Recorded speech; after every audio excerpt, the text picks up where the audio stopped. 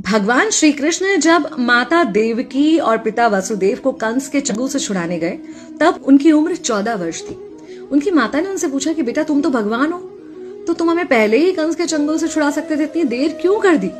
तो कृष्ण जी ने कहा, माता क्या पिछले जन्म में आपने मुझे 14 वर्ष का वनवास नहीं दिया था? माता हैरान रह गई, बोली ये क्या कह रहे हैं आप? तब कृष्ण जी ने बताया कि पिछले जन्म में मैं राम था और आप थी माता कैकेयी और आप ही ने मुझे 14 वर्ष का वनवास दिया था और कर्म फल से कोई नहीं बच सकता माता, इसलिए आपको 14 साल का ये दुख सहना पड़ा। तब आश्चर्यचकित होते हुए माता ने पूछा, तो फिर यशोदा पिछले जन्म में कौन थी?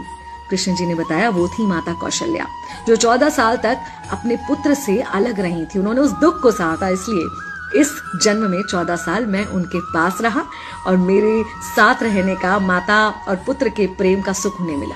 कहने का मतलब यह है कि कर्म फल से ना उस युग में कोई बचा था, ना आज कोई बचेगा। खुद भगवान भी कर्म फल से नहीं